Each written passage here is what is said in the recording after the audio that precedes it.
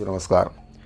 छत्तीसगढ़ अंशकालीन स्कूल सफाई कर्मचारियों को लेकर इस वक्त की दो बहुत ही महत्वपूर्ण जानकारी मिल रही है।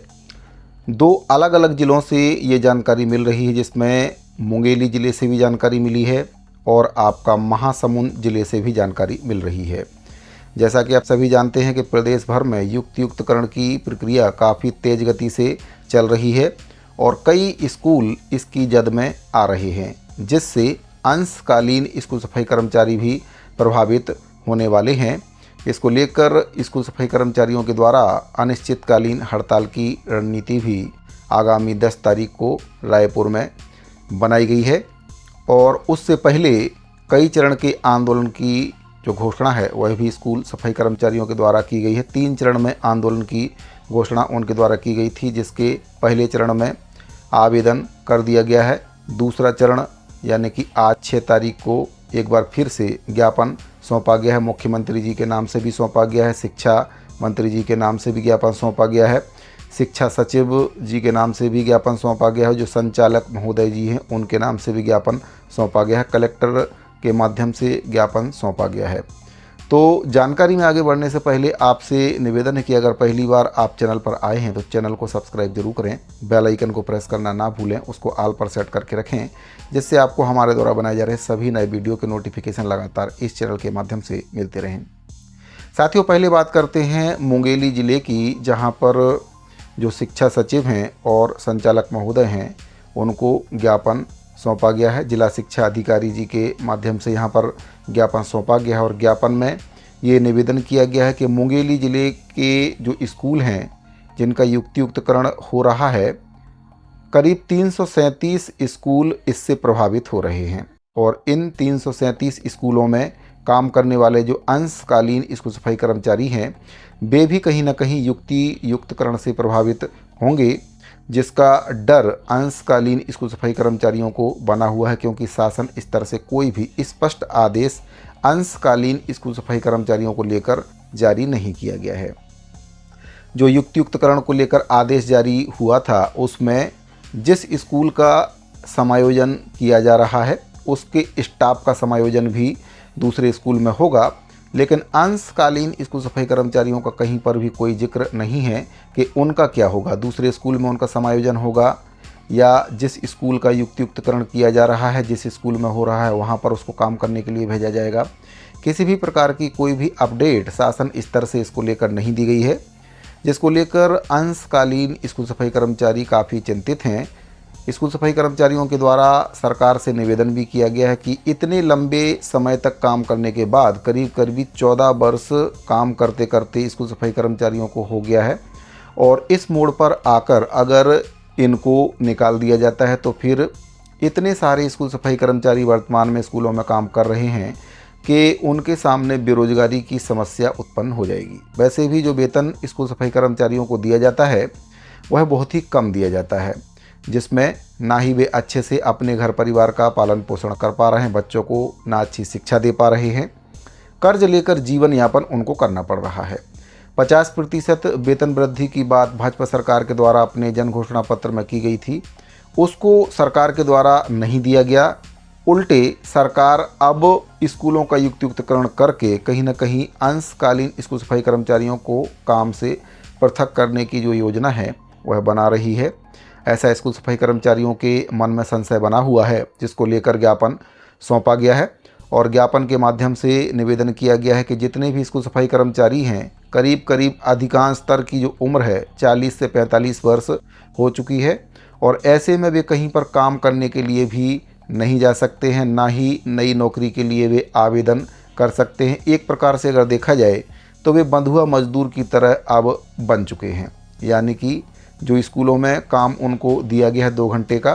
केवल वही उनकी रोजी रोटी का एकमात्र साधन है और ऐसे में अगर सरकार युक्तियुक्तकरण के नाम पर इनको बेरोजगार करती है तो फिर एक बहुत बड़ी बेरोजगारी की समस्या इनके सामने खड़ी हो सकती है। परिवार का जो भरण पोषण अभी ये कर रहे हैं वह कहीं ना कहीं इनको एक बहुत बड़ी समस्या की ओर धकेल सकता है। तो इसको लेकर ज्ञापन सौंपा गया है और ज्ञापन के माध्यम से निवेदन भी किया गया है कि किसी भी प्रकार से कोई भी स्कूल सफाई कर्मचारी की छटनी इसमें ना हो, इसको लेकर ज्ञापन सौंपा गया है। दूसरा जो ज्ञापन सौंपा गया है वह आपका महासमुंद जिले से माननीय मुख्यमंत्री जी के नाम से, और जो शिक्षा मंत्री हैं, जो खुद मुख्यमंत्री जी भी हैं, उनके नाम से ज्ञापन सौंपा गया है। और उसमें भी निवेदन किया गया है, 2 सूत्रीय मांग को लेकर निवेदन किया गया है। पहली तो जो मांग है कि स्कूल सफाई कर्मचारियों को पूर्णकालीन करते हुए कलेक्टर दर पर इनको एक सम्मानजनक वेतन दिया जाए, और दूसरी जो मांग है युक्तियुक्तकरण में किसी भी प्रकार से अंशकालीन स्कूल सफाई कर्मचारियों की छटनी इसमें ना की जाए। तो इन 2 मांगों को लेकर जिला शिक्षा अधिकारी जो हैं उनको ज्ञापन दिया गया है, और जो महासमुंद जिले के जिला शिक्षा अधिकारी हैं उनके द्वारा भी तत्काल पत्र जारी करके जो लोक शिक्षण संचालनालय हैं उनको अवगत करा दिया गया है कि स्कूल सफाई कर्मचारियों की ये 2 सूत्री मांग है, जिसमें युक्तियुक्तकरण से जो स्कूल प्रभावित हो रहे हैं उसमें काम करने वाले अंशकालीन स्कूल सफाई कर्मचारियों का समायोजन भी समीप की शाला में किया जाए, जहां पर शाला को मर्ज किया जा रहा है। किसी भी स्थिति में इनको काम से ना निकाला जाए। और दूसरी जो बहुचर्चित मांग है कलेक्टर दर पर वेतन देने की, पूर्णकालीन करने की मांग इनकी है, इसको लेकर भी ज्ञापन दिया गया है। अब देखने वाली बात यह है कि स्कूलों के युक्तियुक्तकरण के बाद जो स्टाफ बच रहा है, अंशकालीन स्कूल सफाई कर्मचारी जो बच रहे हैं, सरकार उनके साथ क्या करती है। क्या सरकार उनको दूसरे स्कूलों में समायोजन करेगी जहां पर स्कूल सफाई कर्मचारी की आवश्यकता है, या फिर सरकार इनकी छटनी करेगी, उतने ही स्कूल सफाई कर्मचारियों को रखेगी जितने की आवश्यकता है। मैं ऐसा इसलिए भी कह रहा हूं क्योंकि जिस स्कूल का युक्तियुक्तकरण हो रहा है और जहां पर समायोजन किया जा रहा है उस शाला में पहले से ही अंशकालीन स्कूल सफाई कर्मचारी मौजूद हैं, और कई वर्षों से वह भी अपनी सेवा उस स्कूल में दे रहा है। और सरकार ये कभी भी नहीं चाहेगी कि एक स्कूल में 2 स्कूल सफाई कर्मचारी हों। ऐसे में ये सबसे बड़ा सवाल है कि सरकार जो अतिरिक्त अंशकालीन स्कूल सफाई कर्मचारी बच रहा है, जिसकी शाला का युक्तियुक्तकरण हो चुका है, उसका अब क्या होगा। क्या सरकार उनको कहीं और काम पर रखेगी, दूसरे स्कूल में उनका समायोजन करेगी, या फिर सरकार इनकी छटनी करेगी। इसको लेकर अंशकालीन स्कूल सफाई कर्मचारियों के द्वारा 3 चरण में आंदोलन का आगाज भी किया गया, जिसका दूसरा चरण आज 6 तारीख को था, जिसमें ज्ञापन सौंपा गया है। और अब जो तीसरा चरण है वह अनिश्चितकालीन आंदोलन का है।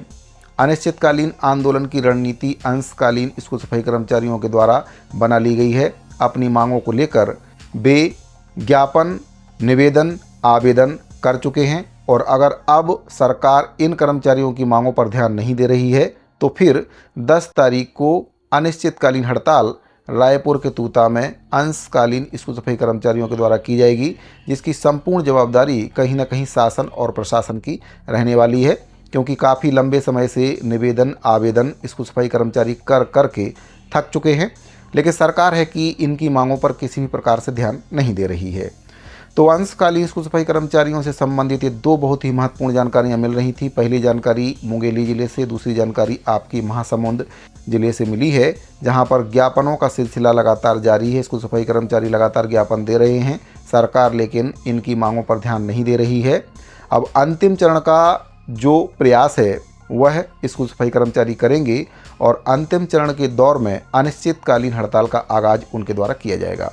तो साथियों, उम्मीद करता हूं कि दी गई जानकारी आपको पसंद आई होगी। अगर आपको जानकारी अच्छी लगी हो तो अपने दूसरे साथियों को जानकारी शेयर जरूर करें,